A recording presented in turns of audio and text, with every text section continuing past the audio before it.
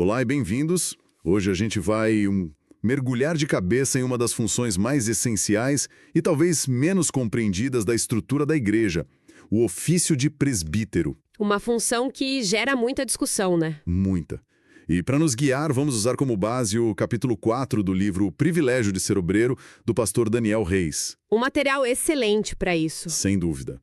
A nossa missão aqui é entender de onde veio essa ideia, quais são as responsabilidades bíblicas que o cargo carrega e, claro, como tudo isso se aplica na prática hoje.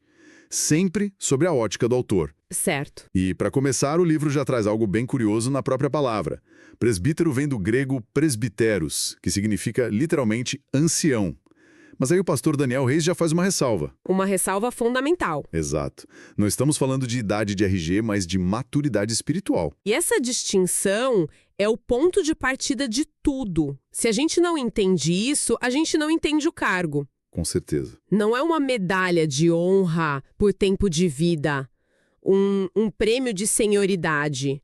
A ideia que o autor defende é que se trata de uma liderança forjada na experiência, na sabedoria, numa caminhada de fé que já foi comprovada, sabe? Uma liderança de maturidade, então. Exato. E isso pode ou não vir com a idade cronológica. Perfeito. Ok, então vamos desvendar isso. Se não é só sobre ser mais velho, como é que essa função apareceu na prática? Como surgiu, né? O livro nos joga direto no meio da ação, lá no livro de Atos. A primeira vez que os presbíteros são mencionados, e o pastor Daniel Reis aponta isso, é em Atos 11:30. Ah, sim. O caso da ajuda financeira. Isso. A igreja de Antioquia, que era super missionária, cheia de não-judeus, mandam ajuda para os irmãos que passavam fome na Judéia. E para quem eles entregam o dinheiro? Para os presbíteros. Exato. E o curioso é que o texto não para e explica: olha, esse aqui é o novo cargo que inventamos. Não, eles simplesmente já existem, já estão lá. Já é uma liderança estabelecida. E numa posição de enorme confiança, né? Porque mexer com o dinheiro... É como se a função tivesse surgido organicamente, por necessidade. A igreja crescia, os problemas apareciam, e homens e mulheres de notória sabedoria e maturidade foram, naturalmente se tornando os pontos de referência. Faz sentido. Mas o que é fascinante, e o autor nos guia muito bem nessa jornada, é o salto de responsabilidade que a gente vê logo depois. Ah, sim. Porque uma coisa é administrar uma doação.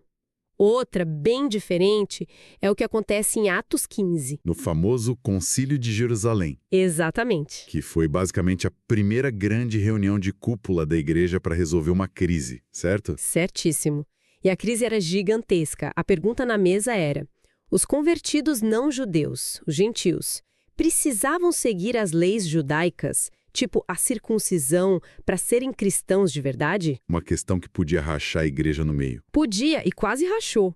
E aí a gente tem que ver quem está na sala para bater o martelo nessa questão.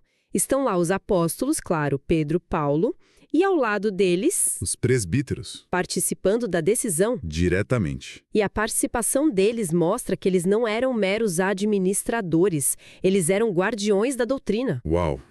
Estavam envolvidos na definição teológica que ia moldar todo o futuro do cristianismo. Isso muda completamente a percepção do cargo. Eles não estavam, no departamento financeiro. Não mesmo. Eles estavam no Conselho de Teologia, decidindo o DNA da fé. E aqui é onde fica realmente interessante. Anos se passam e o livro nos leva para Atos 21:17. Sim, a volta de Paulo. Exato. Paulo, depois das suas longas viagens, volta para Jerusalém.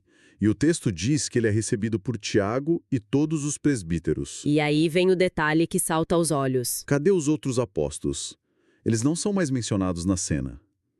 O autor explora o que essa ausência pode significar. Sim, e esse é um ponto de virada crucial que ele destaca. Se a gente conecta os pontos, fica evidente uma transição de poder. Ou melhor, uma descentralização da liderança. Como assim? Pensa bem. Os apóstolos, pela natureza do chamado deles, eram itinerantes. Eles fundavam igrejas, viajavam, não paravam num lugar só. A autoridade deles era, universal, mas não era fixa. Entendi. Os presbíteros, por outro lado, eram a liderança local, eram a estabilidade, Com o tempo, com a dispersão dos apóstolos, foram os presbíteros que garantiram a continuidade, a supervisão pastoral do dia a dia, a maturidade doutrinária das igrejas. Eles se tornaram a espinha dorsal, então. Perfeito, a espinha dorsal da gestão da igreja que já estava estabelecida. Essa ideia de espinha dorsal é muito poderosa. Sugere que sem eles, a igreja local talvez não se sustentasse. É uma responsabilidade gigantesca. Gigantesca. Quase no mesmo nível dos apóstolos, só que com foco num lugar, na comunidade local. Precisamente. E essa responsabilidade precisava se traduzir em ações concretas. Não era um título honorário, sabe? Era um trabalho. E um trabalho bem pesado. Certo, então, se eles tinham tanto poder e responsabilidade, o que exatamente eles faziam? Quais eram as atribuições do dia a dia, segundo as escrituras que o pastor Daniel Reis analisa? O autor organiza o pensamento dele em 3 funções bíblicas fundamentais. A primeira, e talvez a mais importante, são as funções pastorais. Pastorais. Isso, ele se baseia em 1 Pedro 5, onde o próprio apóstolo, que se identifica também como presbítero, O que já é interessante por si só. muito, e ele exorta os outros presbíteros a apacentar o rebanho de Deus. A palavra apacentar é muito rica, não é só alimentar, é guiar, proteger, cuidar das feridas. É um cuidado integral. Exato. E Pedro ainda dá as condições. Façam isso de forma voluntária, com dedicação, de ânimo pronto e não por torpe ganância. Ou seja, não para tirar vantagem financeira ou de poder da posição. Exatamente. É um chamado para um cuidado genuíno, de coração. Entendi a parte do cuidado, do pastoreio, é a base de tudo. Mas liderar é mais do que só cuidar, né? Envolve tomar decisões, governar, ensinar. O livro fala sobre como essa autoridade mais diretiva se manifestava. Sim, essa é a segunda função. Liderança e ensino. O autor nos leva para 1 Timóteo 5,17, uma passagem-chave. O que ela diz? Ela diz que os presbíteros que governam bem são dignos de duplicada honra. E aí especifica, especialmente os que se dedicam à palavra e à doutrina. Duplicada honra. O que isso significa na prática? Então, o pastor Daniel Reis explica que essa honra aqui não é só um tapinha nas costas. Pode incluir, sim, o sustento financeiro. A ideia era que alguns presbíteros com um dom específico para o ensino pudessem se dedicar em tempo integral a estudar e pregar. Para garantir a solidez teológica da igreja. Exatamente. E isso faz muito sentido pensando no contexto da época. A igreja primitiva estava sendo bombardeada por todo tipo de filosofia, de religiões concorrentes. Heresias. Como o gnosticismo, que negava a humanidade de Cristo. Isso estava tudo surgindo. Então, o presbítero que ensinava era a primeira linha de defesa teológica contra ideias que poderiam desmantelar a fé por dentro. Ele era o guardião do conteúdo da fé. Perfeito. O guardião. E isso nos leva à terceira função, que o autor destaca e que é, talvez, a mais surpreendente para nós hoje. Qual seria? O papel de ministro de unção. Ministro de unção. Sim. A base para isso está em Tiago 5, versículos 14 e 15. A instrução ali é muito direta. Alguém entre vocês está doente, chame os presbíteros da igreja, para que orem sobre ele e o unjam com azeite em nome do Senhor. E o texto continua, dizendo que a oração feita com fé curará o doente. Isso é muito forte. É fortíssimo. Conecta a liderança da igreja diretamente à cura física e até ao perdão de pecados. E levanta uma questão importante que o livro implicitamente nos faz pensar. Muitas vezes hoje a gente separa a vida em caixinhas, né? A saúde física é com o médico, a emocional com o psicólogo. E a espiritual com o pastor. Isso. Mas a visão bíblica que o autor resgata aqui é muito mais integrada.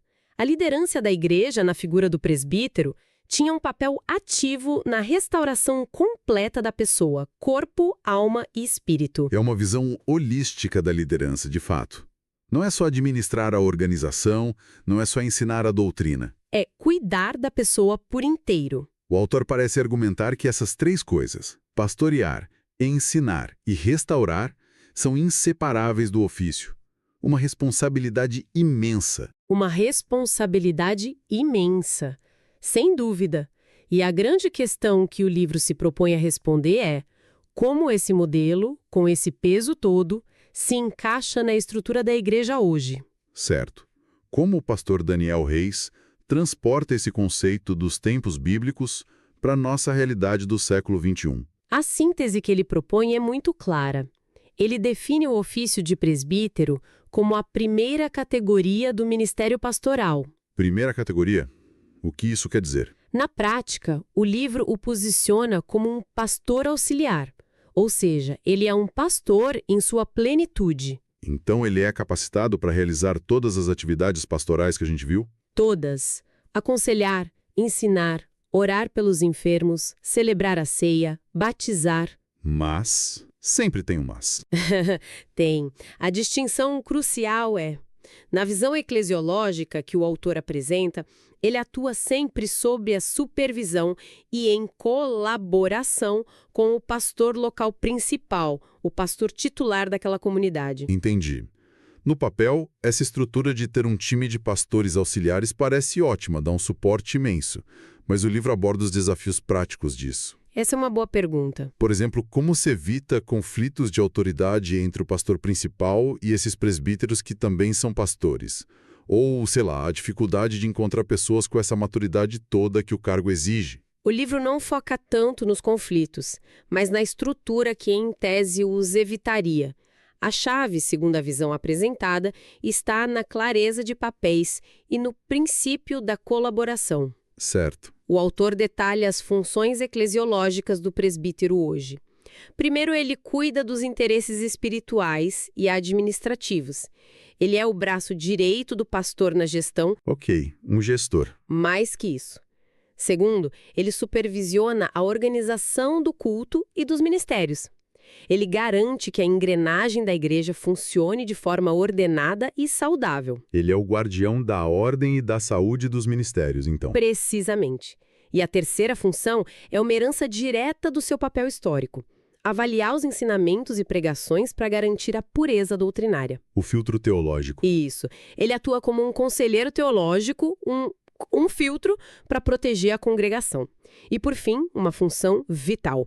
Ele influencia e participa ativamente da indicação e ordinação de novos obreiros. Ah, então ele ajuda a formar a próxima geração de líderes. Exatamente.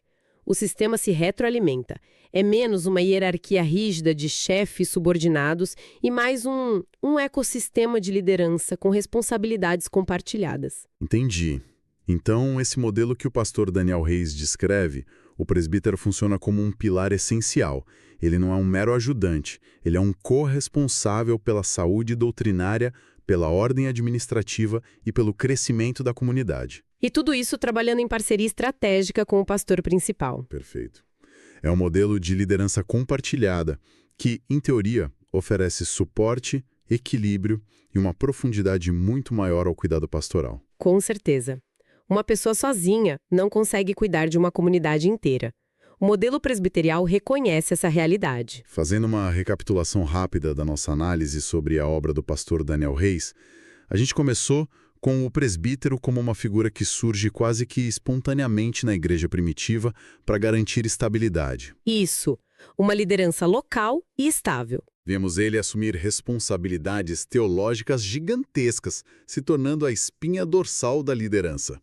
Analisamos suas 3 funções bíblicas centrais: o pastoreio, o ensino e o ministério de cura. As 3 facetas do cuidado. E, por fim, vimos como o autor transporta tudo isso para hoje, na figura do pastor auxiliar, uma peça-chave na governança e no cuidado da igreja. E eu adicionaria um pensamento final sobre o modelo de liderança que isso tudo representa. A estrutura que o livro descreve de um pastor local apoiado por um conselho de presbíteros reflete um princípio bíblico de liderança plural e colaborativa. Que é o oposto da liderança centralizada em uma só pessoa. Exatamente. Esse modelo é tipo um antídoto contra o isolamento e o autoritarismo, que são perigos constantes em qualquer forma de liderança. Ele não centraliza o poder, mas o distribui. Foi projetado para oferecer equilíbrio, responsabilidade mútua e, no fim das contas, um cuidado mais profundo e abrangente para toda a comunidade. Um sistema de freios e contrapesos espiritual, por assim dizer. Uma boa analogia. E isso me leva a uma reflexão final, que vai um pouco além do nosso material de hoje. Vamos lá?